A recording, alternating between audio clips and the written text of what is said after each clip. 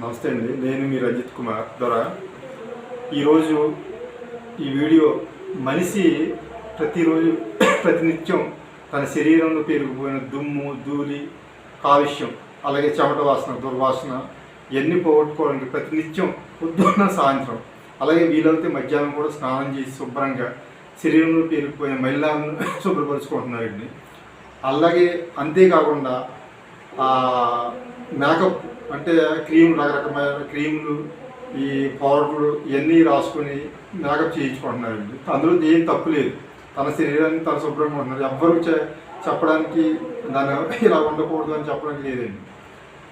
కానీ తన మనసులో ఉన్న మనిషి తన శరీరాన్ని శుభ్రపరుస్తున్నారు, కానీ తన మనసును మాత్రం మనసులో పేరుకుపోయిన కుళ్ళు, కుతంత్రాలు, స్వార్థం, ఎదుటివారిని చూసి అసూయపడే మనస్తత్వం అది మనసులో కలిసిపోతుందండి. దాన్ని మాత్రం పోగొట్టలేకపోతున్నారు బయటికి.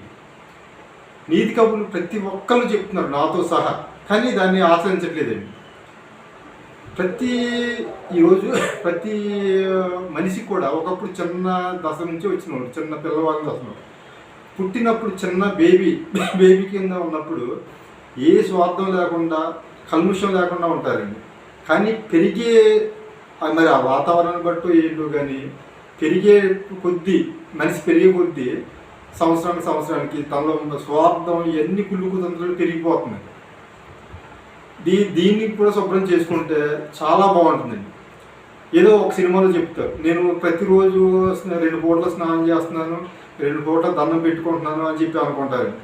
ఏదో డైలాగ్ ఉందండి రజనీకాంత్ సినిమాలో. అంత మాత్రం సరిపోతుంది. అంటే తన మనసులో మాత్రం లోపల ఒకలాగా ఉంటుంది, బయటికి మాత్రం ఒకలాగే యాక్ట్ చేస్తారు. ప్రతి ఒక్కరు కూడా బయటికి చెప్పేది ఒకటి, లోపల ఉన్నది ఒకటి. తను ఏమైతే అనుకుంటున్నాడో అది మాత్రం బయట చేయరండి, ఆచరించరు. ప్రతి ఒక్కరు నీతి కబుర్లు చెప్తారు.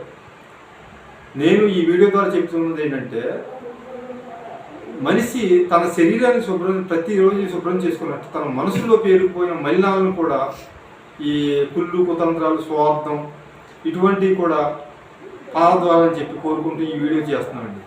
నమస్కారం.